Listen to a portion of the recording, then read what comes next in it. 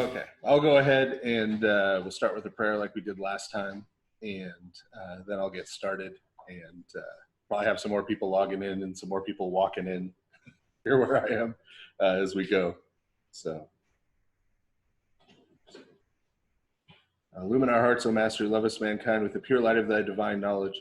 Open the eyes of our mind to the understanding of thy gospel teachings, and plant in us also the fear of thy blessed commandments, that trampling down all carnal desires we may enter upon a spiritual manner of living, both thinking and doing such things as are well-pleasing unto thee.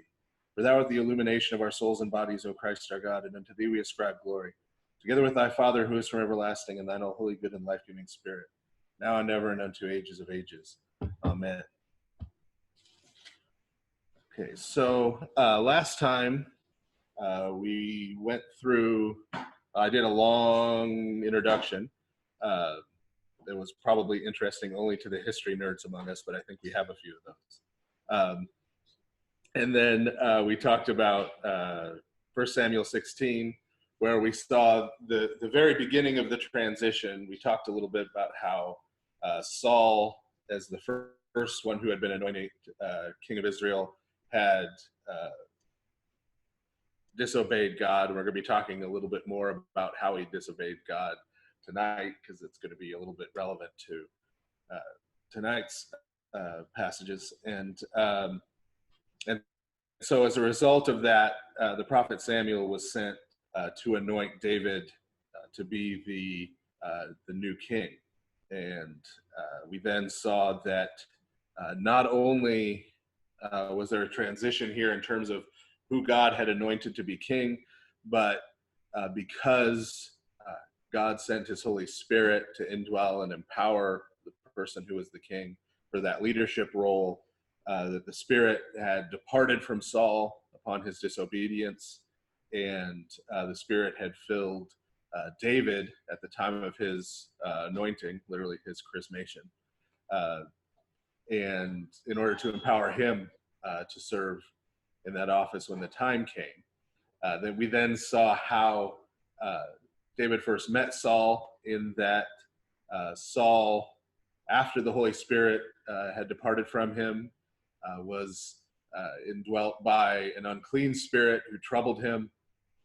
And so it had been suggested to him by his advisors that perhaps if he had someone to play music, to sing, that might help ease his troubles. And they had recommended David as someone who was musically skilled to come and do that. And so we saw that relationship has begun, even though Saul doesn't yet know that David is the one who has been chosen to replace him as king. He has sort of brought him in to his court and to his inner circle in that way. So tonight we're going to pick up in 1 Samuel 17, which is the story of David and Goliath, that at least broadly is pretty well known, I think, to just about everyone in American culture, at least in broad strokes. A lot of the details have eluded us maybe, and it tends to get turned into the story of how a little person can beat a big person if they believe in themselves. I guess that's a very surface element that's there, but that's not really what's happening in the scriptures. In order to get to that, though, I'm going to have to give a little bit more background in terms of who Goliath is, this giant person who's one of the Philistines, how he got to be living among the Philistines, how he got to be a giant person, and what this means in terms of the scriptures as a whole. Because one of the important themes that's been running all the way through the Old Testament up to 1 Samuel has been the existence of these clans of giants, and the way in which Israel's been responsible, and others, for getting rid of them.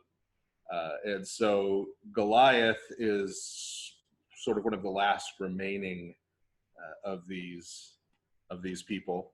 We're going to see later on. It's going to take us a while to get there because it's in 2 Samuel, but we're going to see later in David's career, there are going to be some more that show up in Philistine lands of these giants.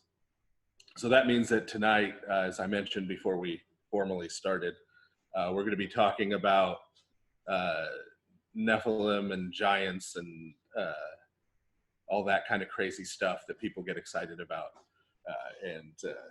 and get into because it's sort of esoteric and weird. The first thing to say about that is, depending on what Bible translation you're looking at, Goliath's height will vary, and it will vary considerably. According to the Greek rendering of 1 Samuel, Goliath is 6'9", which, while very tall, doesn't sound all that tall to us. There are a number of WWE wrestlers who are 6'9" or taller. So that doesn't impress us the same way that maybe we've normally visualized David and Goliath as a giant. If you read most other English translations, they're going from his height as it's recorded in the traditional Hebrew text, which has him at 9'9". 9'9" is a bit more impressive and beyond normal human proportions. But even 6'9", you have to remember that the average adult male at this time in history in Canaan would have been about 5'2". So if your average adult male is 5'2", someone who's 6'9" is still fairly gigantic in a literal kind of sense. Interestingly, and this is kind of a side note, so I won't go too far down this rabbit trail, but interestingly, this is not a sort of genetic evolution issue. You've probably heard that people have gotten taller. Believe it or not, in the Neolithic period, when people were hunter-gatherers before they started settling in cities, the average adult male height was about 6 foot, about the same as it is today. But when people began living in cities, this caused a nutrition crisis when they started farming, because they did not have very efficient means of farming. And so the average person, as they grew to adulthood, consumed far less calories and far less protein once they were settled in agrarian villages than they had when they were just hunting as an extended family in the wilderness. And so people actually got shorter and then got taller again. But as I said, that's a little bit of a rabbit trail. But at this point, 6'9" is still huge. But his size, Goliath's size, is not so much to impress you with, oh, this is a big guy. This is like the Undertaker or something. But this is to identify him with this tradition that I mentioned of giants that starts all the way back in Genesis chapter 6, verses 1 through 4. And all through these descriptions of these people, sort of their huge size is used as something emblematic to identify them with these people, not so much to give some sort of scientific statement about their height. Right? I'll expand on that more in a second. So in Genesis 6, 1 through 4, we're told that at that time and afterwards, which is a nicely vague sentence, but we'll get into where that comes from in a minute. At that time and afterwards, the sons of God came in and lay with the sons of God came and lay with the daughters of men, and they brought forth the Hebrew word there is Nephilim, and it says that these were the mighty men, the men of renown, sort of the heroes of the ancient world. And that's pretty much all you get in Genesis 6, 1 through 4. The reason why it's stated so briefly is that Genesis 6, 1 through 4 there is referring to a set of traditions, what they would have called history in the ancient world, that were held by literally pretty much everyone in the world at that time and for many centuries afterward. So it's referring to things that were for ancient people common knowledge, for us not so much. And so that's why we need to unpack it a little bit. There's been a debate right off the bat about what Nephilim means. Some people have really wanted to connect it to the Hebrew word Nephal, which means to fall, because they're trying to make it fallen ones, right? So that they, in order to set up the idea that sons of God here are angels, they're coming and having some kind of sexual congress with human women, and that's producing these Nephilim. Want to call them fallen ones to connect it to the idea of fallen angels. The problem with that is that grammatically, Nephilim is spelled wrong in Hebrew for that. So if it were based on Nephal, fallen, it would be the ones who are fallen upon with that structure. Now, there's still some people who try to save that. There's still some people who come and say, well, the ones who are fallen upon, that's referring to the fact that they later got wiped out by the Israelites. So they were like fallen upon in battle. But that seems like a huge stretch for Genesis 6, right? It's far more likely that it's related to an Aramaic root, which would be Nephilim, because the endings are a little bit, plural endings are a little bit different in Aramaic, which just means giant. And so that's why it's translated giant in a lot of places. The Greek translators of Genesis 6 from the 70 translated the Septuagint, translated it as giantes, which looks like, if I wrote it out in English, would look like gigantus. It's where we get gigantic. It's where we get the English word giant. So that's how they understood it too. I need to remember, and this is related to some other things we're going to see. You'll notice as we go through that we'll have all these Philistines talking to Israelites, and Israelites talking to Arameans, and this kind of thing. And you say, well, do they all speak the same language? At this point in history, all the different languages we talk about, like Hebrew, Aramaic, Ugaritic, et cetera, haven't really differentiated themselves. Though everyone is speaking what's called to by scholars today, they wouldn't have called it that, but they were all speaking what we would call Old Canaanite. And from that language, all the West Semitic languages separated out. You get Hebrew and Phoenician and what the Philistines were speaking, and all these other languages from that. But that happens, we're in the 11th century BC. That happens over the course of the 9th century BC, that they really separate into separate languages. So when I point out that Nephilim seems to be related to an Aramaic word, I'm not picking a word from another language. It's the languages hadn't separated yet. So they're all kind of conglomerated together at this point in history. So what does it mean that they're giants? Well, we obviously, and this is part of the reference, because as I've already mentioned, we keep seeing references to how tall these people are. Part of that is size. But the word actually more strictly refers to what we would call a bully or a thug or a tyrant. So the closest thing I think in English to referring to these people as giants would be the way we refer to dictators as strongmen, right? You know, you'd say Panamanian strongman Manuel Noriega. You weren't talking about him having a real impressive bench press, right? Like, wow, that guy's ripped. It was, you calling him a strong man is sort of an idiomatic way to say, this is a guy who's a dictator, who's a tyrant, who imposes his will through strength, as opposed to through reason or good governance. Right? So the same kind of idea is included here. And so what that means when we get to Genesis 6, verse 4, and it says that these were these mighty men, these heroes, these men of renown in the past, is it's taking all of these heroic figures from the stories of the neighboring nations around Israel, talking about Gilgamesh, talking about Atrahasis. There's a whole series of these, and we could even go into Greek heroes like Hercules and Pericles.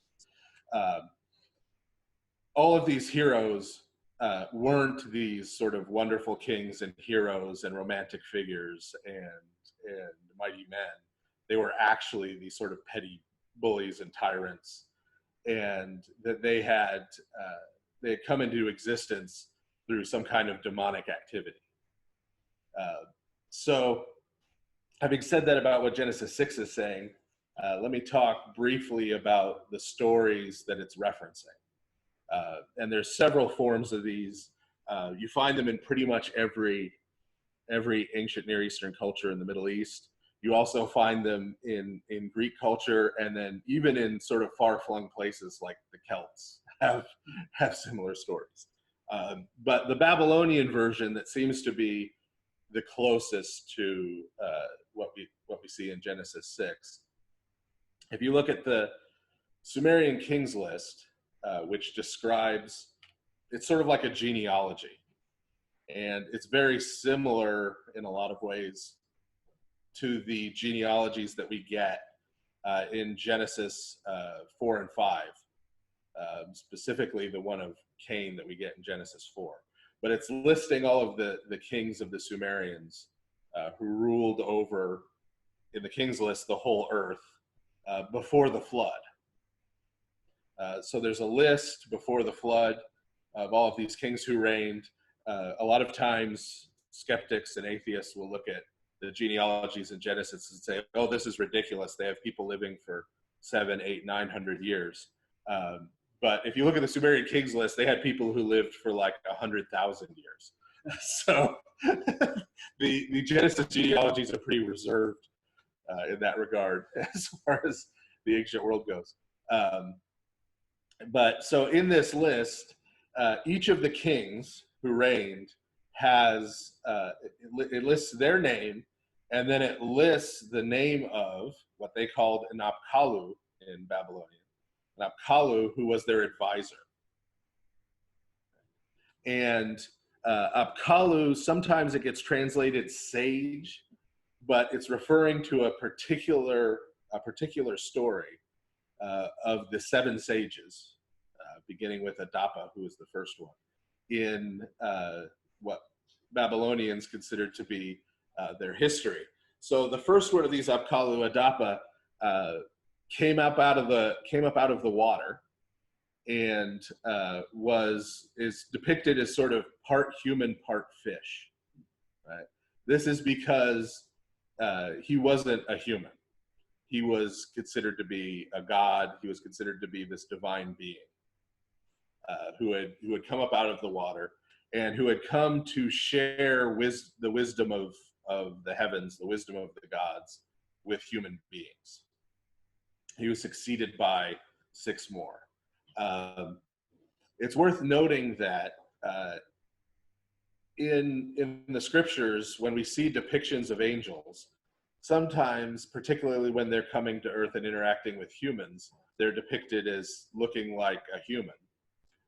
But often when we see visions like in Isaiah and Ezekiel in the book of Revelation, the angelic beings are depicted as being sort of this mix of animal parts and human parts, like the 4 living creatures with the different heads, and these kind of things. And the cultures surrounding Israel all depict their gods, all depict the beings who they worship in pretty much the same way, as this mix of human and animal forms. This is even true of the ancient Greeks, although it evolved away from that.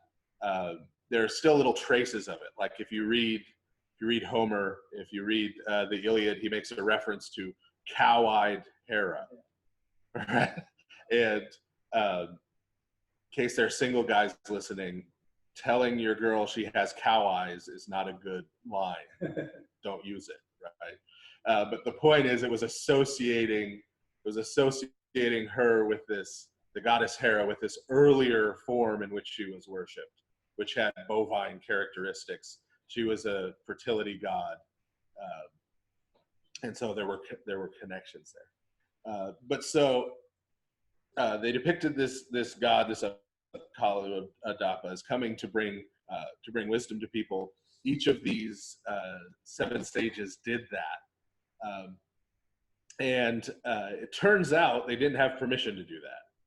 So once they've done that and shared these secrets with humanity, the other gods decide to punish them by imprisoning them in the abyss. That's literally the word that they use. Yes, and Prometheus in Greek stories is sort of their version of a similar story, and who is punished. It's again worth noting, and this is really a rabbit trail that I'm not going to go into, but if you study the ancient world closely, we tend to, because of the narrative of history we've been taught, look at Greece as the beginning of Western civilization, and that's not really accurate. Rome has a much better claim to that. Greece is really the last ancient Near Eastern, ancient Mediterranean culture, because all of these features you find in series, and there's even a lot of evidence that the Greeks derived a lot of their stories from these other stories. So in the Sumerian kings list, each king has one of these divine beings listed as his advisor, who taught him these various secrets, these various things. And these include all manner of things, mostly revolving around metallurgy, but music, art, all of these elements of culture. Now, if you go and you read the genealogy of Cain in Genesis 4, you'll notice that in the genealogy of Cain, it's Cain's line who produces all of these same advancements, right? Metallurgy to make weapons of war, all of these cultural things are developed by Cain's line, leading up to the flood. That sort of climaxes in Lamech, the descendant of Cain, who sings a song about how great he is to his 2 wives and about all the people he's murdered. And that's what makes him great. And that's sort of the climax of the evil that brings about the flood. So in the same way, in these Babylonian stories, these secrets get revealed. The ones who revealed them get punished, get imprisoned in the abyss. And then the flood ends up coming to wipe out the humans who have now learned these things. The Sumerian kings list after the flood, what you find is that instead of the kings having one of these Apkallu as an advisor, they say that those kings are part human, part Apkallu. In fact, it's a weird ratio. They say that they're 2/3 Apkallu and 1/3 human. If you've read the Epic of Gilgamesh, that might strike you as familiar, because Gilgamesh is one of these kings on the king list. And he's described in the Epic of Gilgamesh as being 2/3 God, 2/3 divine, 1/3 human. And he's one of the kings. Also, interestingly, among the Dead Sea Scrolls that were written around the time of Christ, one of them is called the Book of the Giants, and it has a list of the names of the giants, and one of the names is Gilgamesh. So that was preserved for many centuries in the understanding of people. So Gilgamesh was considered by the Israelites to be one of these giants. So you have there this element of exactly what Genesis 6:1-4 seems to be talking about these angelic, or in this case, at least soon afterwards, demonic, right, entities, having some kind of sexual related activity with human women and producing these people that are then part and part. Now, what would that refer to? There is actually an explanation, because you may also be wondering, how could a human being be 2/3 one thing and 1/3 the other thing, right? If one parent is each, you would be half and half, right? But we find some interesting things archaeologically related to this. One of the greatest examples that we have of someone who's identified as a giant in the Old Testament is Og.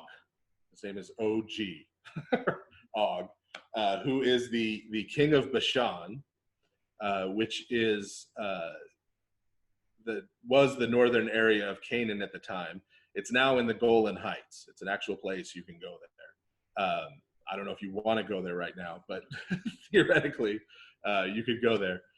It's on the other side of Mount Hermon, and I won't digress about all this. But that whole area in the north is associated throughout the scriptures with Baal and with evil in general. And that's actually why in Matins, when we read the gospel, the priest reads it facing north, because you're proclaiming the gospel of Christ and his resurrection to the north, right? Sort of to the forces of evil who that represents. We worship God facing east, same way that the east sort of represents paradise. The north represents this place of evil. In fact, the place where Baal lives in Canaanite belief is Mount Zaphon. Zaphon is the word for north. So it's literally the northern mountain. It's the place where he lives. But so Og is one of our main examples of a giant. Og gets rather unceremoniously killed in the book of Numbers. There's only a few verses describing it. It then gets returned to in Deuteronomy 3 and talked about in a little bit more detail. But as you continue to read the Old Testament, Og, king of Bashan, seems to be this big deal. There are two different Psalms, Psalms 130 and 131, that talk about the killing of Og, king of Bashan. Like, this is a huge deal. There are other references too. He's referenced in the prophets. In the Greek translation of the Old Testament, Og is associated with Gog, of Gog and Magog. So he's sort of this symbol of great evil. And if you've been to an Orthodox Matin service on a feast day when we sing the Polyelios, which is all the praises to God, one of them is that God slew Og, king of Bashan. So we're still giving praise to God for that today. So who's Og, and why is he so important? Well, Og, in addition to being the king of this area in the north that was associated with evil, and being apparently pals, the other king who got killed, who gets a little less press than Og, was Sihon, king of the Amorites. The Amorites, they get their name from the Babylonian word Amuru, which literally means west. They were Westerners because that's where they came from to go into Babylon. Hammurabi, if you've heard of him, was an Amorite. He was one of the Amuru. But so these are a group of people who their claim to power and their claim to authority and to empire was that they claimed they had preserved the secrets from before the flood that were taught by these spiritual beings. So they were deliberately associating themselves with this, from the perspective of the Israelites, sinfulness that came before the flood. Og is referred to as the last of the Rephaim in Numbers. We know that the Rephaim were a whole series of kings who made a similar claim, who were all killed, but whose spirits were thought to haunt the tombs in Bashan. You could still go there in the Golan Heights. In the area that was Bashan, there are what are called dolmen. They're these stone tombs that were supposed to be haunted by the spirits of these Rephaim. And the spirits of the Rephaim are depicted twice in the book of Isaiah as being denizens of Sheol, denizens of hell. It talks about when it's pronouncing judgment against foreign kings, it says they're going to go down to hell and the Rephaim will rise up to greet them. They're sort of this horrifying sort of hell monsters. So Og is the last one of these. So both Og and Sihon are connected to that tradition deliberately by themselves, right? That they are part of this earlier sinfulness that went on. But the interesting thing in Deuteronomy 3 is that there's this lengthy description of Og's bed. You're like, why would you spend a lot of time describing the bed that this guy sleeps in. He also sleeps in a bed made of bronze, which is interesting. But he has this gigantic bronze bed. And so you could say, well, if the point you're trying to make is that Og is a giant, that he's really big and really tall. There's easier ways to do that. You just say how tall he was. Why do you sit here describing how his bed was constructed? Well, archaeologically, when we excavated the ziggurat of Etemenanki, which is in Babylon, it was the great ziggurat of Babylon, we found a bed, a bronze bed there, with the exact dimensions of the bed described in Deuteronomy 3 as being Og's bed.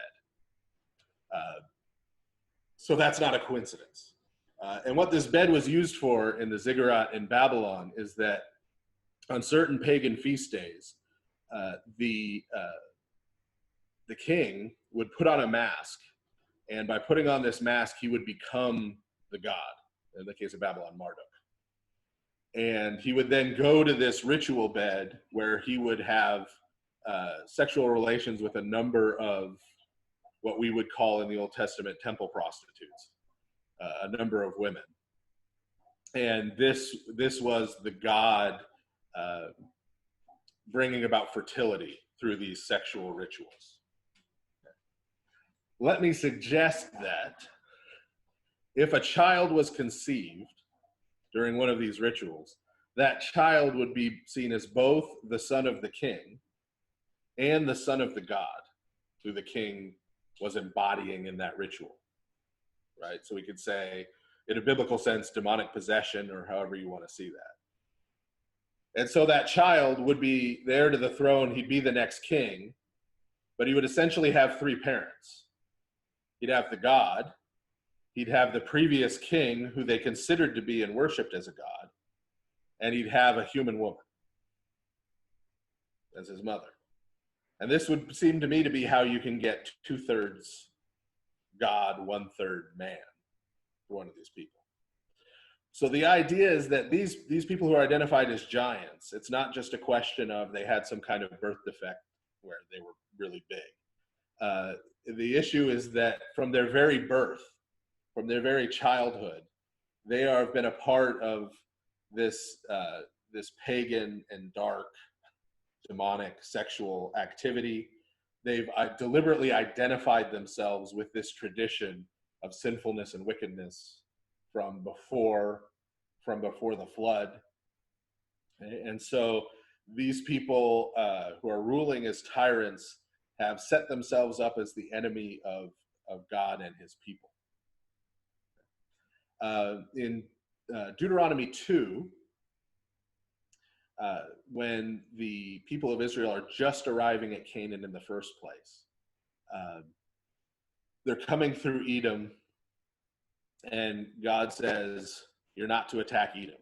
These people are your cousins. He actually says brothers, but because the Edomites were descended from Esau, and of course the Israelites are, at least in their minds, descended from Jacob, right? So these are your kindred. But it goes farther, and it says, you're not to take 1 foot of land from the Edomites, because God has brought them here and given them their land, and that through them he drove out the Anakim, one of these giant tribes, right, who existed there.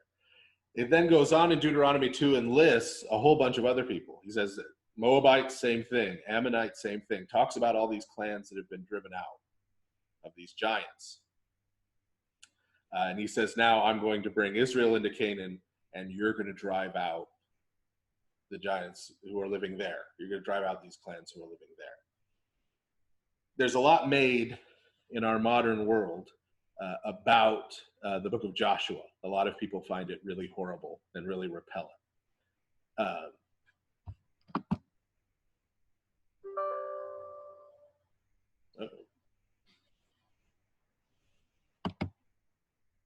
Okay, am I back?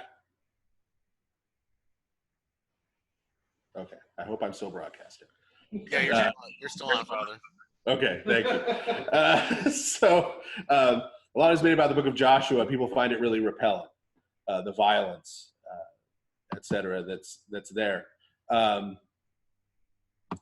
And And so it's important, though, that, see, we're reading it as modern people. And so as good modern people, we don't believe in things like giant clans, right? We don't believe in this stuff.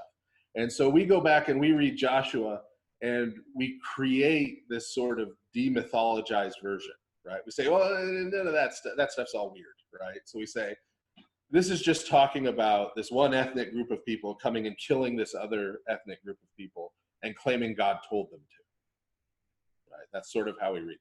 That's our reconstruction. And if that's what the book of Joshua said, that would be pretty horrible, right?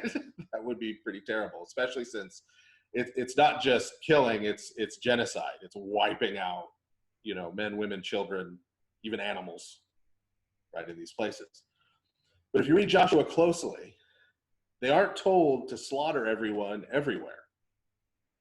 There's specific places where they're told, when you go to this place, you have to wipe out everyone, even the animals, right? And you're not allowed to take any treasure, none of the goods, none of the gold, none of the silver, none of that are you allowed to take. You're not allowed to pillage it, right? God says you have to kill everything, burn it to the ground, right? That's it, and then leave, right?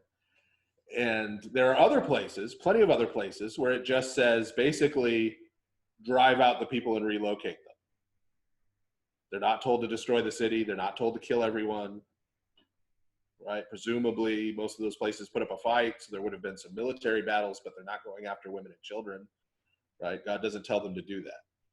And if you read Joshua very closely, and you read it in light of Deuteronomy 2 and 3, and you look at the places where God says everything has to be wiped out, the places where everything has to be wiped out are the places where these giant clans live, right? He says, go to those places, wipe them out, right? But these other places, right, that aren't associated with that, those places you don't kill everyone. And it breaks down right along those lines. And when you get to the end of Joshua, in the last chapter, it says two things about what Joshua had accomplished. It says, number one, therefore all the promises to Abraham about the land were fulfilled. Which is sometimes important when talking to our friends about the modern state of Israel, that all of those promises were fulfilled according to the Bible at the end of Joshua in terms of the land. But also that happened because all of the Anakim had been destroyed. All the giants had been destroyed.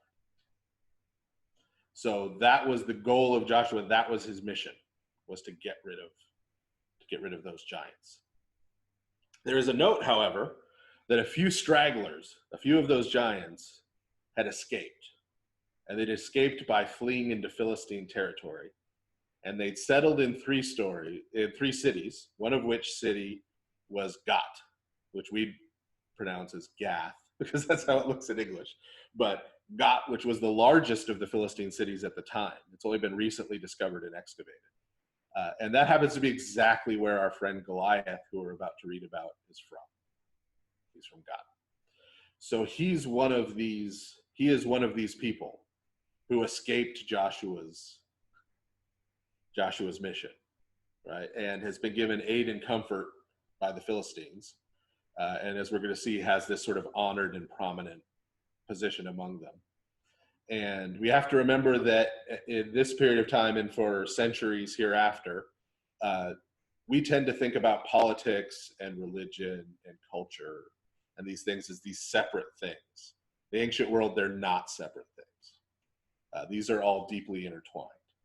So when someone like Goliath is your military leader, that also means he's involved in your religious rites. That also means he's deeply influencing your culture, right? So the Philistines, by accepting these people and giving them these positions, have signed on sort of with their agenda and with their ethos. So one last note, and then we'll finally get into 1 Samuel. And that note is how this relates to Saul's sin that has caused him to be rejected and passed over in favor now of David. We talked about this briefly last time, that God had told Saul, you need to go. There are these Amalekites who are living sort of nomadically in the Sinai desert. He said, they've come nearby, you need to go and wipe them out. And by wipe them out, he said, men, women, children, everything. You're not to take any of their gold. You're not to take any of their animals. You're not to take, no pillaging, nothing, wipe them out. The same command that had been given for the giants. And if you look at the genealogies in Genesis, you'll find that the Amalekites were giants. And they weren't just any group of these giants. The Amalekites showed up before this in the book of Exodus. The book of Exodus, when the people of Israel, after they've escaped Egypt, when they arrive at Mount Sinai, and they're at the foot of Mount Sinai, right, in order to meet with God there, or to meet with the God of Israel there, the Amalekites attack them to try to wipe them out. They come to lay siege. And God interprets that in the way that he speaks about it, right? He says about their attack that they have dared to lay a hand upon the throne of Yahweh. God says, they didn't just attack you, they attacked me. Right? These are not separate things. And so God declares on that day that the Amalekites are going to be wiped out for having attacked him, for trying to exterminate his people. So this is a particularly noxious giant clan, even compared to the others. This is the battle where you may remember where Moses had to hold his rod up, had to hold his arms up, and whenever he held his arms up, the Israelites were victorious if he started to drop them. And so this was that episode. And the identity of the Amalekites, as sort of a final note there, is important to how we understand why, for example, in the first ode of the canon of the cross, we sing about this episode with the Amalekites. Right? It's not just that Moses' rod was made of wood, though that's part of it. There's sort of a wood tree of life symbolism in the Old Testament that leads up to the cross. So that's part of it. But another part of it is the fact that Christ in the cross is victorious over spiritual enemies. And so these giant clans are not human enemies who are fighting over land with. These giant clans are spiritual enemies. Right? They're spiritual enemies of God. And so Moses stretching out his arms is a symbol of not just, oh, he stretched out his arms, Christ on the cross stretched out his arms, but of what Christ accomplished at the cross as well. And so when Saul disobeyed God's command to wipe out these last remaining Amalekites, remember, he took their king, who would have been the one who most needed to be wiped out, took him as a prisoner, brought him back, and was sort of parading him around in a victory parade to say how great Saul was. So remember, the point was not about how great Saul was and that Saul could beat the Amalekites. The point was these were God's enemies. God had sent Saul to do his bidding and take this guy out, whereas Saul was thereby taking credit for the battle. But Saul had also taken a lot of their livestock, taken a lot of their gold and silver for himself, right? And had just completely disobeyed God. And so this is a basic breach of faithfulness with God. When God calls Abraham, he says to him, I will bless those who bless you. I will curse those who curse you, right? So your friends will be my friends. Your enemies will be my enemies. And so Saul has fallen down on his part of this bargain. God's enemies are apparently not really his enemies necessarily, right? And God's friends, as we're going to see with David, are not necessarily his friends. He's decided to sort of go off on his own. And for this reason, he can no longer be king. Okay. So all that said, all that background, and future Bible studies as we go, I think we'll have less and less background because I will have gone through all this. And we're recording it so you can go back to it. All that said, we'll get started unless there's any questions or comments or hurled accusations from anybody about all that. Those people who post pictures on the internet of Nephilim skeletons are fake. So just to cut off that question, if that was coming. Okay, so we'll go ahead and get started in 1 Samuel or 1 Kingdoms, chapter 17, verse 1. Now the Philistines put their armies together for battle, and they gathered at Soko in Judah. They encamped between Soko and Azekah in Ephes Dammim, and Saul and the men of Israel gathered, and they were encamped in the valley. They were to set up in battle formation opposite the Philistines. The Philistines stood on a mountain on one side, and Israel stood on a mountain on the other side, with the valley between them. So this battle is about to happen. The Philistines, remember we talked a little bit in the background last time, the Philistines are one of the sea peoples. They're actually Greeks, and we'll see more evidence of that as we keep going. They're from Crete. And they have settled here during the mass migration of peoples at the end of the Bronze Age.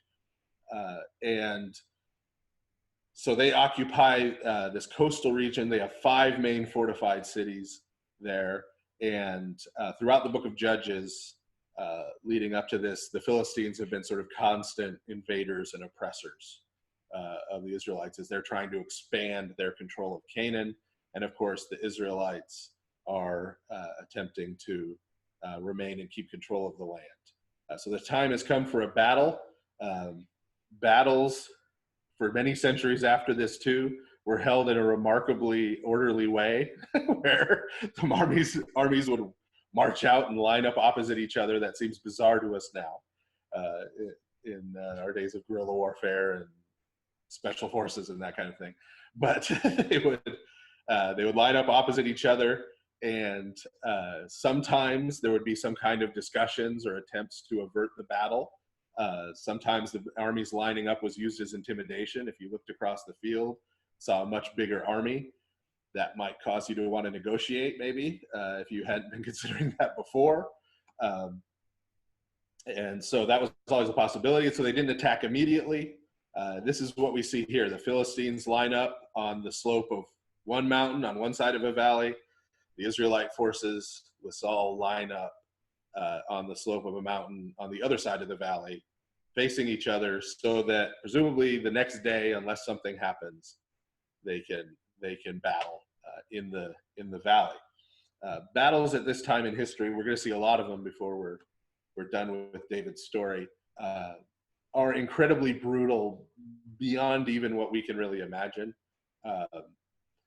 We've seen, people, I remember when Braveheart came out, because I'm an old man.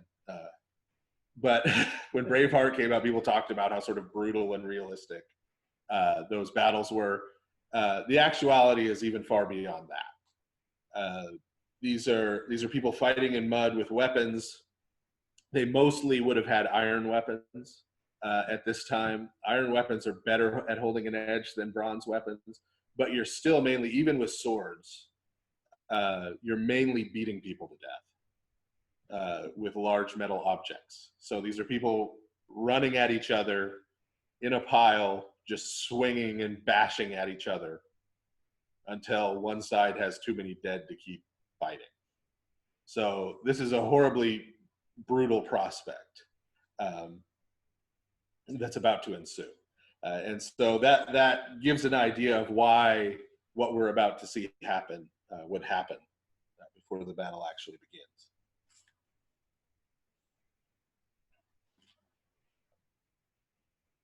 And a mighty man went out from the battle line of the Philistines, named Goliath from Gath.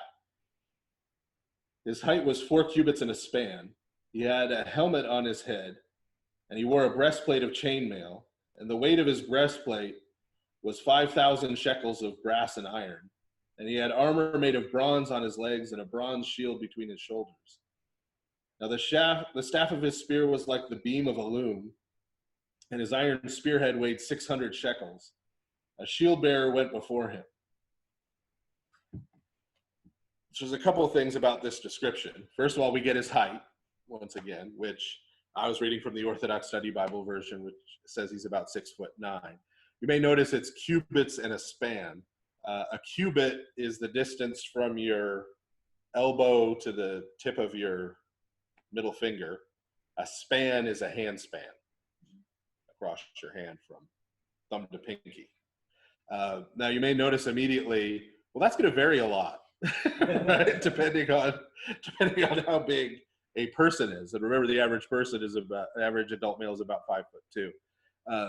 And so what you generally had was that the king at any given time, and this is true of all of these nations in the ancient world, the king at any given time would establish a set of what we would call now imperial measures. He would establish, right, this is how much a shekel is in weight. This is how much a talent is in weight. This is the official cubit. Right? This is the official span. And again, that may sound weird and subjective to us and like it's always changing, but this is actually the original origin of our English measurement system, right? A foot was originally the length of the king's foot, right? At any given time. That's why we call it a foot. Well, your foot may or may not be a foot long, but right. So it's the same kind of idea in the ancient world, and so that's why there's a lot of variation about how tall exactly this means Goliath was. As I mentioned before, he's said to be from Gat. The first letter in Gat is actually not a G. It's I know we have some people who are Arabic speakers probably listening, or who will listen to this in recording. The first letter is actually an ayin, and that letter isn't pronounced in later Hebrew. It's used as a placeholder for vowel sounds. But originally, and at this time in history, in an old Canaanite, it was pronounced at the back of your throat, almost like a gulping noise, like so that's why it ends up getting transliterated as a G sound into Greek and Latin, because they didn't really have a so if you actually the Orthodox Study Bible tends to preserve most of the time common English names, so they still have Goliath here, but the Greek actually has Aliyat because they didn't have a way of translating the so both Goliath and Gat, right? Goliath would have actually been Goliath. Start with that. So does the city Gomorrah and Sodom and Gomorrah, which is why I think, if I'm not wrong, in the Orthodox Study Bible they call it Sodom and Amorah, because they're following that unpronounced tradition.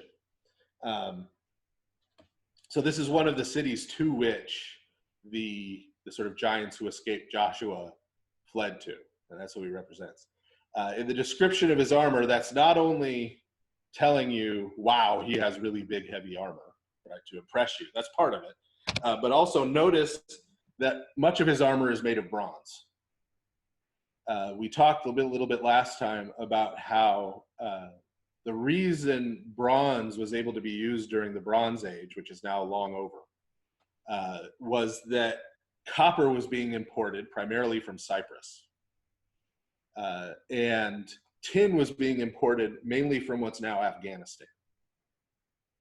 And so these metals to smelt bronze required this sort of infrastructure, right, to be able to do that. And so when the Iron Age begins, it begins in part because nobody can get bronze anymore because those trade routes have all collapsed. And iron deposits are fairly common around the Mediterranean.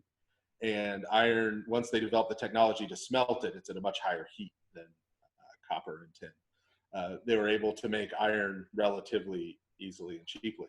But so his armor is mostly made of bronze. So this is armor from a previous era, right? This is sort of ancient battle armor that he's wearing as part of the picture. This connects to his identity as one of these giants and sort of what he represents. He represents this older thing. The other thing is, and this is especially noticeable in the Hebrew, is that the words used to describe his armor, the pieces, are not Hebrew words. they're mostly Proto-Greek words transliterated into Hebrew. So this does two things. It describes the fact that his armor, the greaves, the mail breastplate, everything, was in sort of the Greek style. But it also is related to the fact that the Philistines, that's where they came from. They're from Crete. In fact, I mentioned Deuteronomy 2. In Deuteronomy 2, it refers to the Philistines coming there and calls them the Caphtorim. Caphtor was the ancient name for Crete. So this is not only this sort of ancient battle armor, but it's sort of ancient Mycenaean battle armor, meaning it's ancient armor from a lost civilization. So all of this is trying to give us the idea, his height, the description of the armor, that Goliath is one of these giants. He's one of these people who represents these spiritual powers from this forgotten age, right? And that this is why he has this position that he has in terms of the Philistines, which would have been, again, both a political and cultural and religious position. So he comes forward. Then he stood and shouted out to the armies of Israel and said to them, "Why have you come out to line up for battle against us? Am I not a Philistine, and you Hebrews of Saul? Choose a man for yourselves and let him come down to me. If he is able to fight with me and kill me, then we will be your servants. But if I am able to kill him, then you shall be our servants and serve us." And servants is being a very charitable in its translation. It really means slaves, right? So he's essentially come out and challenged the Israelites to essentially what would be called a contest of champions. And this did happen in the ancient world, right? Rather than having this huge battle and all this bloodshed and who knows what's going to happen, right? We'll pick our best guy, you pick your best guy, right? They'll come out, they'll fight, winner takes all, right? You choose a champion, we'll choose a champion. This is what Goliath is proposing. And he's proposing himself, obviously, as the Philistine champion. Notice he says, we're Philistines, right? We're Philistines. And are you not Hebrews of Saul? The word that we get as Hebrew here, Habiru, really sort of means wanderers or nomads, right? Meaning we're Philistines, you guys are nobody, right? You guys are nobody. You're a bunch of drifters who drifted into the hill country and are squatting here, right? We're the Philistines. So, come on, please. You're going to fight us, right? So tell you what I'm going to do. You send your best guy. If he could kill me, haha, right? We'll all become your slaves. But when I kill him, then you'll be our slaves, and we'll get this all over with. And the Philistines said, "Look, this very day I challenge the ranks of the armies of Israel. Give me a man that the two of us can fight one-on-one." When Saul and all Israel heard these words of the Philistine, they were dismayed and greatly afraid. Okay. So, what's the response of Saul? We've seen already that Saul is unfaithful. He's unfaithful to God. What's the result of that? The result of that for Saul is fear and cowardice, right? He has been faithless in terms of God, and so now he no longer trusts God to be faithful to him, right? He thinks, I don't know what's going to happen. And so he's afraid because he knows he's not going to try and take on Goliath, and he doesn't think he has anybody who can. And so he just gets distressed, right? So Saul, I think we should notice, is becoming sort of more and more of a sad and pitiable figure. When he was first introduced in 1 Samuel, it was all about how handsome he was, how he was a head taller than everyone else, and everyone wanted this to be their king, right? And now he's sort of becoming more and more pathetic because of how he's chosen to be faithless to God. But David said to Saul, "Let not the heart of my Lord fall in regards to him. Your servant will go and fight with this foreigner." So David's there because David's there to play music when Saul falls into a depression. And so Saul is distressed and troubled. What are we going to do? David says, don't worry, I got him. Right? I've got this. Saul said to David, no, you are not able to go to the Philistine to fight him, since you are a young man, and he is a man of war from his youth. But David said to Saul, your servant used to tend the flock for his father, and when a lion or a bear came and took a sheep out of the flock, I followed it and struck it and delivered the sheep from its mouth. And as it arose against me, I caught it by its throat and struck and killed it. Your servant smote both the lion and the bear, and the uncircumcised Philistine will be as one of them to me. Will I not go and kill him today and remove the reproach of Israel? For who is this uncircumcised one who challenged the ranks of the armies of Israel? The Lord who delivered me from the paw of the lion and from the paw of the bear, he will deliver me from the hand of this uncircumcised Philistine. And Saul said to David, go and the Lord will be with you. So Saul says to him, look, kid, right? You're a kid. And this guy is a grown man, and he's been fighting. He's been going to war. He's been killing people, right, since he was a kid. Right? You don't have a shot here. And so David says, look, I used to go and tend my father's sheep, and we saw that when he was introduced. That's where he was, because he was the youngest son, so he got the crummy job. Go out there and watch the flocks, right? So he had been out there watching the sheep. He said, one time a lion came. This would have been a Palestinian lion, which don't exist anymore. They're extinct. But Palestinian lions were about the size of a golden retriever. So they're a little more small and agile than the African lions we think of. But so a lion came, went after one of the sheep. I tracked it down. I killed it. Right? He said a bear came once, took one of the sheep. I tracked it down. I killed it. He even goes into detail, right? How he stabbed it in the throat when it came at him. Right? So he tells this story. Hey, I've fought, right? I fought for my life. And the reason he keeps bringing up that the Philistine is uncircumcised, right, is the fact that he's uncircumcised was essentially a way for him to communicate that this is basically like a barbarian, right? He's just and he's comparing him to the lion and the bear. Like, yeah, he's big and dangerous, but he's like a big, dangerous animal, right? And so I'm no more worried about him or scared of him than I was of the lion or the bear, right? So he's insistent. Saul says, basically, go with God, right? God bless you. Okay. So Saul clothed David with armor, and he put a bronze helmet on his head, and he girded David with his sword over his armor. David made a trial walking with them a time or two, and David said to Saul, I am not able to go with these, for I have not tested them. So they removed them. Then David took his staff in his hand and chose for himself 5 smooth stones from the brook. He put them in a shepherd's bag to store away, and in his hand was his sling. He then approached the Philistine. So first thing is Saul says, okay, well, here, take my armor.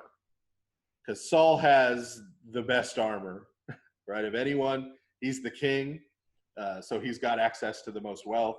He's able to get these things. This includes a bronze helmet. We talked just a minute ago about how hard bronze was to acquire. And so they put the armor on David. Saul gives him his sword, right? David tries to kind of walk around, maybe swing the sword a little bit. And he's like, I can't do this, right? Now, sometimes this is depicted as it being too big for him because he's a little kid. That's a little exaggerated, right? He's not a little kid anymore. He's a young man. He's probably in his late teens, but he's not a child, right? We do know that Saul was a head taller than everybody, right? So he is a big guy. But the point is more, David is saying, I'm not used to fighting with this. I'm not used to moving around in this armor. I'm not used to using this sword. If I try and go into battle for my life with this, it's not going to go well, right? I'm not used to this.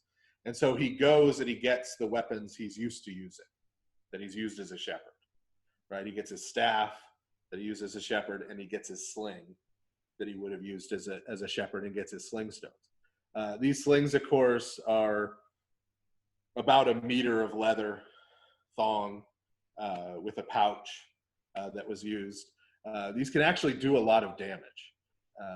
For we have evidence that they were used as weapons all the way back into the Neolithic period. So for thousands of years before this, these had been weapons. We know that they had been used as weapons because in some early Neolithic human settlements, we found stockpiles of slings and sling stones, like a little armory in part of the town. So this would have been what they used. This would have been where they go to get weapons to defend themselves if attacked. Okay, so this has a long history as a weapon. It wouldn't have been the preferred weapon, right, of most people. They would have rather had a sword and a shield and armor, but this is what David is used to using. And a stone from one of these can fairly easily kill a human. An armored human would be more difficult, but can kill a human if placed in the right place, and can break bones if placed in other places. So this is the weaponry he goes out with to face Goliath. So he marches out with just this out into the valley between the two armies to confront Goliath. When Goliath saw David, he disdained him, for he was a young boy, ruddy with a good countenance. So that's basically saying he was a pretty boy, right? So the Philistine said to David, "Am I as a dog that you come against me with a staff and stones?" Right? He says, you think I'm some animal, right? Which is, as we saw, is exactly what David thinks. Then David said, "No, worse than a dog." And the Philistine cursed David by his gods. So we're going to see, this is just our first instance, but we're going to see David is a master of trash talk throughout 1st and 2nd Samuel. When he gets into it with his enemies, he's up there with the best that WWE has to offer in terms of talking trash before a fight. So Goliath makes this joke, "You think I'm a dog?" He says, "No, you're worse than a dog." And this obviously upsets Goliath. He starts cursing David by the Philistine gods.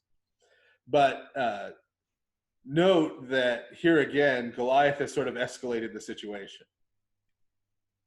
It would have been unstated in the ancient world that when two armies from two different nations fought, that the results represented whose god was more powerful than the other, right?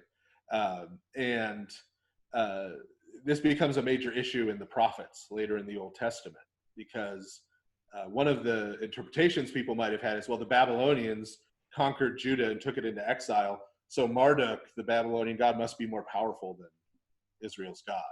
And so that's why over and over again the prophets say that's not what's going on here. God sent, the God of Israel, Yahweh, sent the Babylonians to come and punish you for your sins.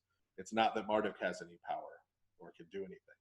So that would have been unstated here, that in addition to a contest between two humans, or a human and a Goliath, right? That there was a contest going on here between the gods of these two nations. Goliath is here making that explicit. When it says he cursed David, he's calling upon his gods to aid him in battle against David, is what this concretely means. And the Philistine said to David, "Come to me and I will give your flesh to the birds of heaven and the beasts of the field." So he says, I'm not only going to kill you, I'm going to leave you out here unburied for the animals to eat, which is sort of the ultimate sign of dishonor to an enemy who you've defeated, right? So I'm not only going to slaughter you for saying that, I'm going to leave you out here to rot. Then David said to the Philistine, "You come to me with a sword, with a spear, and with a shield, but I come to you in the name of the Lord Sabaoth, the God of the armies of Israel, whom you reproach today." So Goliath has made it explicit, David makes it explicit, right? Says, you come out to me with your weapons. I come to you with, the Lord here is covering the name Yahweh Sabaoth. Sabaoth, we still refer to the Lord Sabaoth in the liturgy. A lot of people mistake Sabaoth for some version of the word Sabbath because they look similar in English. They don't look similar in Hebrew. This is the noun form of the verb tsava, which means to team or to be many. It's the verb that's used in Genesis when it talks about the skies and the seas were teeming with life. And so as a noun form, it means a large group or a host, right? So sometimes this is translated in older translations as the Lord of hosts, right? Even in some of our liturgical translations, it's the Lord of hosts. But the host that it's referring to is an army. It's a heavenly army, right? It's the angels, angelic beings being seen as this army host. And we see that in the story of Elisha when he opens his servants' eyes when they're about to be attacked and they see the army of the Lord. So this is when the title Yahweh Sabaoth is used of God, that's pointing to him as the leader of armies, right? And so Goliath may have some nice weapons and some nice armor, but David has the God who created heaven and earth and all of his military power and might. And David says, that's who, right? You thought you were just talking trash on Saul and on some nomads and on some wanderers, but that's who you're actually attacking. You're actually attacking my God, and that's why I'm not scared of you.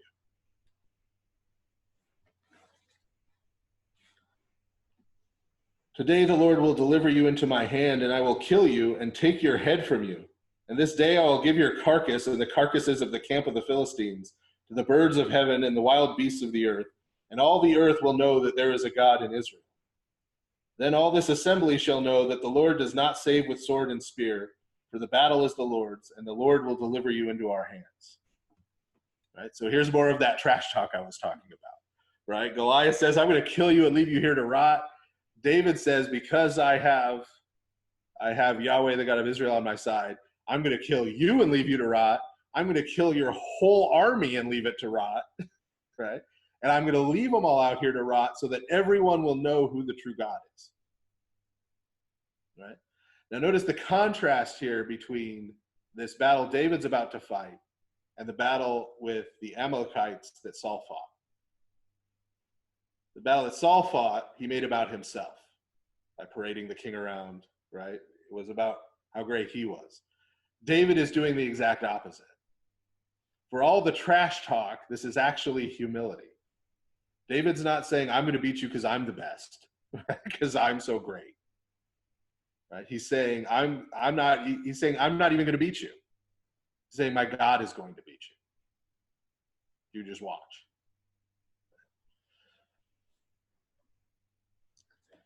And the Philistine arose and came and drew near to meet David. Then David put his hand in his bag and took out one stone. He slung it and struck the Philistine on the forehead. The stone penetrated through his helmet and into his forehead. He fell to the ground on his face. So David prevailed over the Philistine with a sling and a stone. He struck the Philistine and killed him, and there was no sword in the hand of David. Therefore David ran and stood over the Philistine, took his sword and killed him and cut off his head. And the Philistines saw that their champion was dead, and they fled. So he runs at David. David pulls out one rock, slings it, hits him square in the middle of the forehead, breaks through his helmet, sinks into the skull, hits his brain, presumably. He falls face down dead. Right? David doesn't have a sword, so he runs over, he grabs Goliath's sword, right? Finishes him off, right? That's why it looks like it's sort of strange in the text. It looks like he killed him twice. Right? He kills him with the rock, and then he kills him with the sword. He finished him off. He gave him the coup de grace, right? And then cut off his head, right? And he was cutting off his head to make a point, right? And hold up as a trophy. Because remember, he said, this is going to be a sign to everyone as to who the real God is. And the Philistines, of course, now see that this happened, and they up and run. Right? They take off. Now the men of Israel and Judah arose and shouted and pursued them as far as the entrance of Gath and to the gates of Ashkelon. And the wounded Philistines fell on the way to the gates, even as far as Gath and Ashkelon. Then the men of Israel returned from pursuing the Philistines, and they plundered their camp. And David took the head of the Philistine and brought it to Jerusalem. He put his armor in his tent. Okay. So they chase the Philistines. The Philistines head back to Ashkelon and to Gat, two of the main Philistine cities. They managed to, the ones that got in the gate, when it says pursued them to the gates, that means some of them managed to get in the gate and they closed the gates. But a whole lot of them fell on the way to the Israelites who were chasing them and killing them. Since they'd abandoned their camp, they come back to the camp and take the spoils there. We're supposed to, by the language here, connect this to another story. And that's the word here for plundering the camp is the same word that was used back in Exodus for when the Israelites were leaving Egypt and the Egyptians came and gave them all their stuff and said, please get out of here. That's referred to in the text with the same verb, that they plundered the Egyptians, right? God had defeated the Egyptians for them. And so now the Israelites get the spoils of war. It's the same kind of idea here. It's reinforcing what David said, right? That it's God who defeated Goliath and the Philistines. And so now he's giving the spoils to his people. They didn't have to really fight to get it. They're getting the spoils of war. David himself takes Goliath's head as a trophy, right? And he takes his armor back to his tent. You may have a question here. It says he took his head back to Jerusalem. Anybody notice a problem with that? Yeah, Jerusalem is not an Israelite city yet. David's going to capture it later. So this means David kept the head around. Right? Is what this literally means. It probably would have been mounted on a spike or a pole. And that he kept it. And when he went to Jerusalem, it was there in Jerusalem on display. But David, remember, he's told him he was going to cut off his head before he killed him. He's not, and he said the reason why. He said, this is a display of the power of God, of the God of Israel. So that you will know there is a God in Israel. Why would he use that language? Well, it's so that the surrounding nations, right, will know the reputation of the God of Israel, the name of the God of Israel. And this was the whole purpose, as we mentioned a little bit last time, the whole purpose for which God created Israel. Israel was to be a light to the nations. Israel was supposed to make God's name great among the nations. All the other nations would look at Israel and the way they lived, the way they followed the Torah, and they would admire it, and they'd come to worship the true God as well. Right? And so in the prophets, God says over and over again that that's what he wanted, but he got the last opposite. He got the exact opposite. That they had caused his name to be cursed and defamed among all the nations by their disobedience. And so when God's taking them into exile, he says, well, I wanted you to be a good example of my faithfulness, but if you won't be a good example, I'll use you as a bad example. And I'll show all the nations what happens, what the price of disobedience and wickedness is with you. But so David here is being depicted as being very much on board with God's program. He's doing exactly what God wanted them to do. Right? He's proclaiming to the Philistines. He could have taken credit for this victory himself. He doesn't. Right? He's proclaiming to the Philistines and to everyone else how great the God of Israel is and how he's able to defeat any enemy, even though his people are nomads and wanderers and what have you.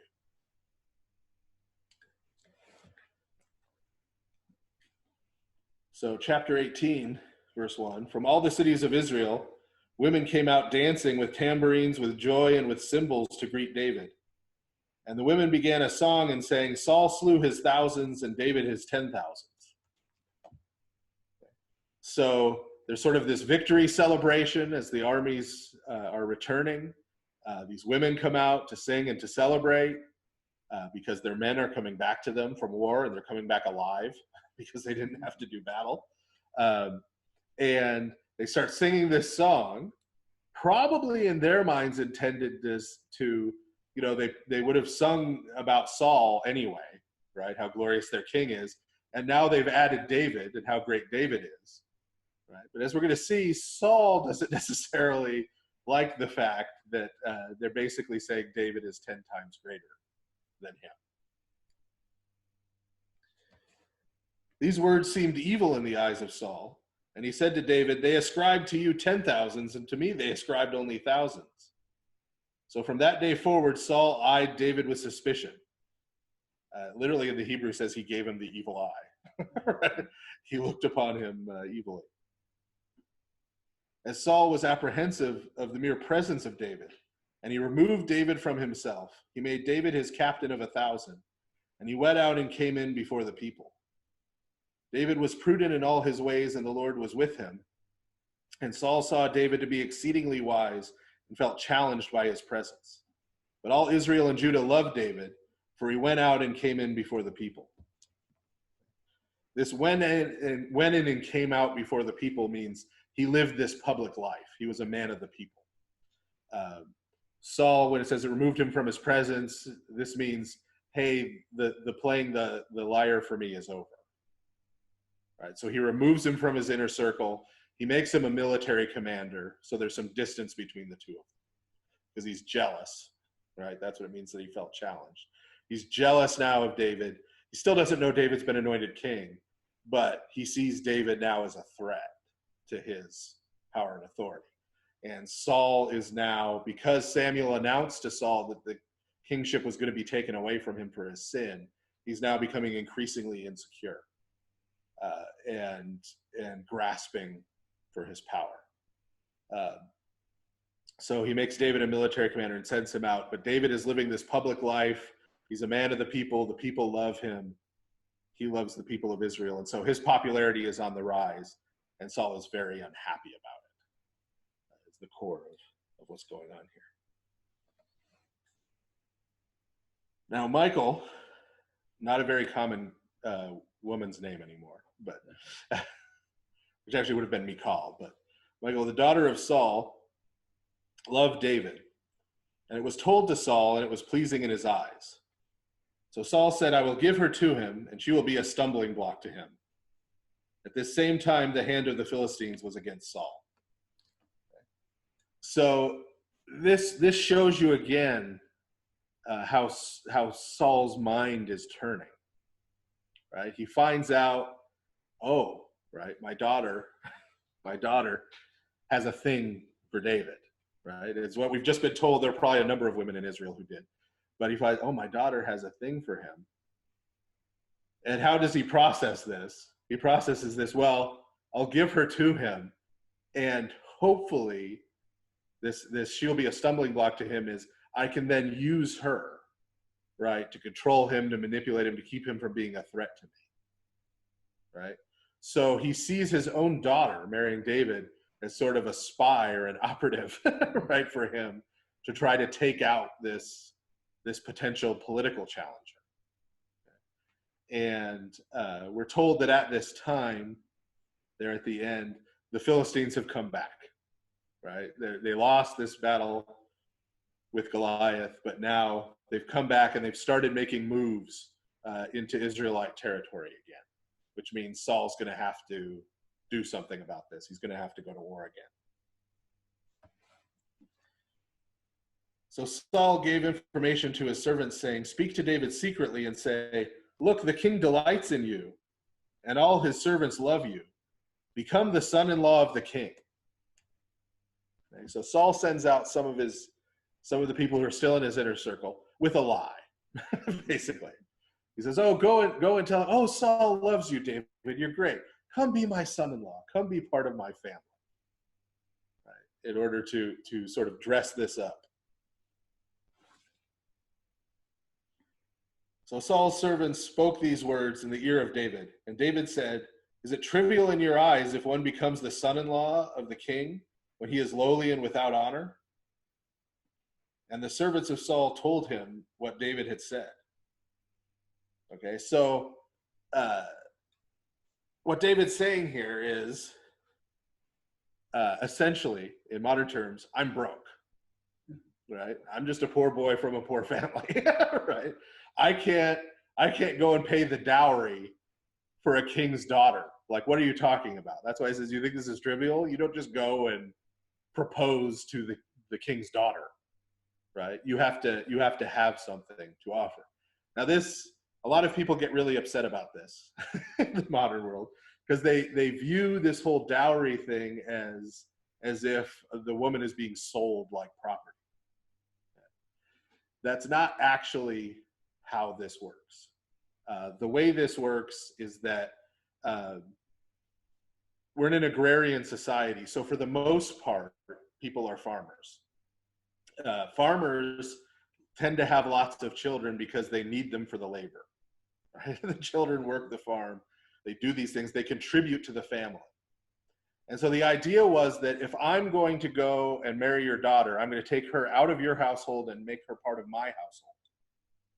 Then I need to, in some way, compensate you for what you're losing. Right? I'm taking her from you. I need to, in some way, compensate you for that. That's how it was viewed.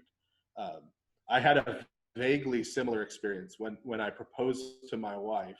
She had a dog that was ostensibly her dog, but her father had fallen in love with this dog and spent all this time with this dog. So I proposed to my wife. She was moving to be closer to me. And she said, should I take the dog? I said, you can't take the dog because I can't take this man's only daughter and his dog on the same day. I am not that cruel. And I was also poor and could not compensate it. So that was the idea. The idea is I'm taking this person from you whom you love, and she's going to be mine and part of my household now, right? And I'm going to be caring for her and loving her. So I need to do something for you to acknowledge that and to compensate you for that. So David says, the king's daughter, I haven't got that kind of money, right? I don't have that kind of thing. Then Saul said, thus you shall say to David, the king desires no dowry except 100 foreskins of the Philistines as vengeance on the enemies of the king. However, Saul schemed to deliver David into the hands of the Philistines. Now this sounds totally crazy, right? I don't want money. I want Philistine foreskins. Right? That sounds bizarre, right? But there is actually precedent in the ancient world for this. If you wanted to marry someone and you didn't have money, right? You don't have money. There were other ways you could try to compensate, right? So we have an example of this in Genesis with Jacob. Remember, he goes and works for Laban, who's going to be his father-in-law. He works for him for a certain number of years, and in return for being able to marry his daughter, right? And then gets the wrong daughter and has to work more years for the other one. But so you have that kind of arrangement. But you also will sometimes, especially cases like this with the king, you'll have someone who will go out and do some kind of great deeds, who will go out and do some great accomplishment in the name of the king, right? That will bring glory and honor to the king as sort of a way of compensating him. Because the idea was, well, the king doesn't really need my money. He's the king, right? But he may need me to go, win a battle for him, or go and get this for him, or negotiate a treaty with this person for him.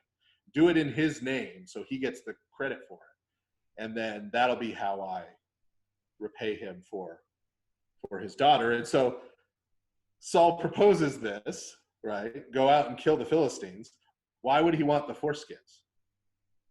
Well, this is how you can prove that you really killed these people and that they were really Philistines. You couldn't just go find some dead bodies of Israelites because they're circumcised. So he would have to go and kill at least 100 uncircumcised people and then remove these from the bodies in order to accomplish this feat. That is the idea. We're also told Saul didn't really want the foreskins necessarily or to marry off his daughter, but he thought, well, hey, if I send him to do this, maybe the Philistines will kill him.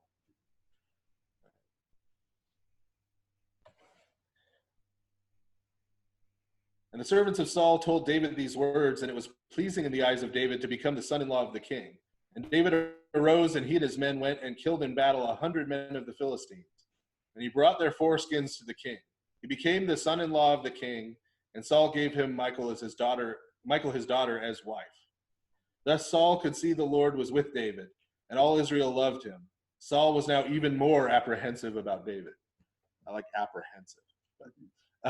So the idea is his plan backfires, in the sense that David pulls this off and kills all these Philistines. The people hear about it and love David even more, right? Then they have a royal wedding, right? Where he marries and becomes the king's son-in-law, which makes the people love him even more. And so Saul is now even more concerned about David, especially since now, as part of the king's family, this brings him in even closer to potentially taking the throne someday, if the people get behind him. So this is where we're going to wrap up for today. We can see what's happening here is that David, especially in this early stage of his life, is right on board with God. Even Saul has to acknowledge it, even though he's really not liking David now. He has to acknowledge Yahweh, our God, is with him, right? Because he's accomplishing these things. And that means on the flip side that David is with God. He's with Yahweh. He's doing the work of God in the world. What God wants done in the world, David is here to do it. Saul is not. Saul feels his power slipping away from him. And rather than repenting, we talked a little bit about the evil spirit being there to being allowed to bring about repentance. Rather than repenting, rather than trying to draw closer to God again, he is clinging to his power and his wealth and his authority as best he can, getting very close to the point where he's willing to murder someone to keep it. And so that's where we'll be picking up next time. It's time for us to finish anyway. But if anybody has any questions here at the end or comments, or I'm going to play Lily and ask some questions after this. Okay. Some of the local peanut gallery does not want their questions recorded. Well, actually, I hesitated because you were broadcasting live, I thought. Yeah, we are. So I wasn't sure that you had time for questions. Okay. Well, so I'll answer that right afterwards, because we don't seem to have any questions from the online audience. So thank you, everybody, and this is being recorded, so it should be sometime soon up on YouTube for other people to watch or for people to go back to.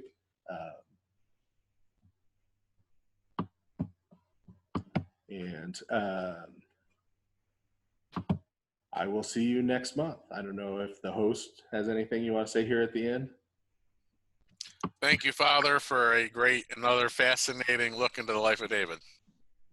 All right.